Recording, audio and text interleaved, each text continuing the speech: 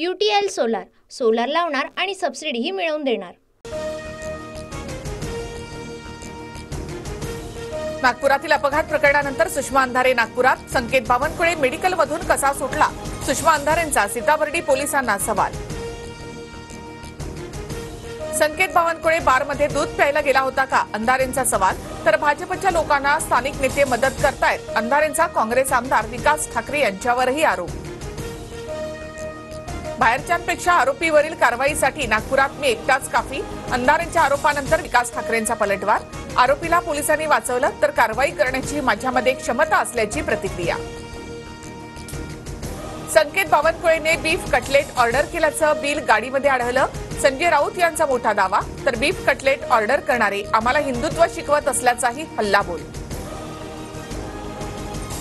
गृहमंत्री फडणवीसांनी महाराष्ट्रामध्ये कायदा सुव्यवस्थेचे धिंडवडे काढले, नागपूर अपघातावरून संजय राऊतांचा हल्लाबोल। तर राऊत शरद पवारांचे घरगडी, फडणवीसांवर बोलायची लायकी नाही, प्रसाद लाड यांचा पलटवार।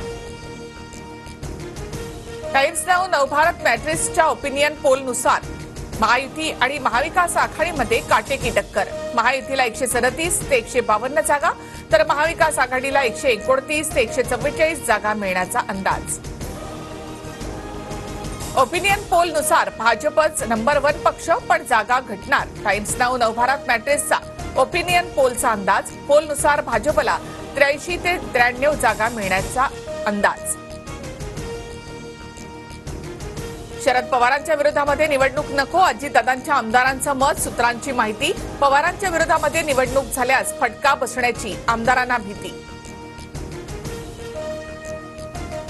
एकनाथ शिंदेपेक्षा अजित पवार वरिष्ठ, अनुभवाच्या आधारावर मुख्यमंत्री पदावर अजित पवारांचा हक्क, संजय राऊतांचं विधान। तर अजित पवारांनी शिंदेपेक्षा मोठी बेईमानी केल्याची टीका।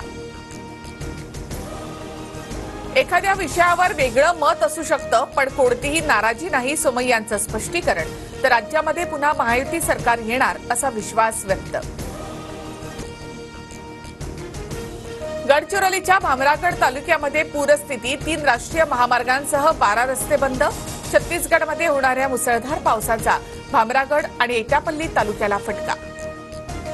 दिवाळीमध्ये मध्य रेल्वे विभागातून 88 जादा गाड्यांचं नियोजन, 13 सप्टेंबरपासून ऑनलाईन बुकिंग सुरू होणार। दिवाळीच्या निमित्तानं गावी जाणाऱ्या प्रवाशांसाठी विशेष सोय। UTL सोलार सोलार लावणार आणि सबसिडीही मिळवून देणार।